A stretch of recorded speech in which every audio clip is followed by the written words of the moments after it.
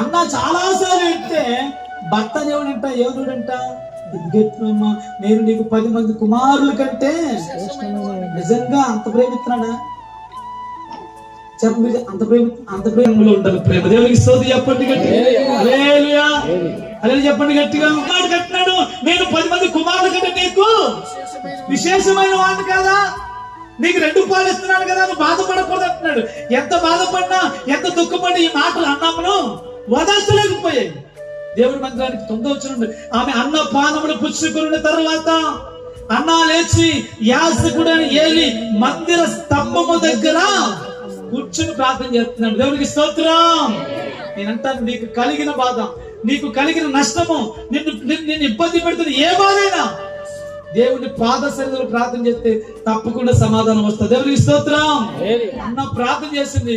అన్న ప్రార్థన ఏలియా గమనిస్తా ఉన్నాడు. ఏలియా గమనిస్తున్నాడు. అమ్మాయి నువ్వు తాగేసి వచ్చావా? అమ్మాయి నువ్వేంటి అసలు చాలా ఏడుస్తున్నావు, నీ శరీరం అంతా ఈ బట్టలను తడిసిపోయినట్టున్నావు, ఏంటి అదే మద్యం అంటే లేదు. నేను మనో దుఃఖం గలదానిగా ఉన్నాను. దేవునికి స్తోత్రం. హల్లెలూయా. నా ప్రియ దేవుని బిడ్డ అలా ఏడుస్తున్నప్పుడు అన్న చెప్పింది, అయ్యా నేను ఎంత బాధపడుతున్నాను, నాకు ఎంత దుఃఖం ఉందో అని చెప్పి మొత్తం చెప్పిన తర్వాత దైవజనుడు ఏదో ఒకే ఒక మాట అన్నాడు.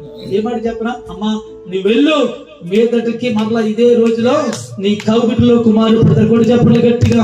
హల్లెలూయా.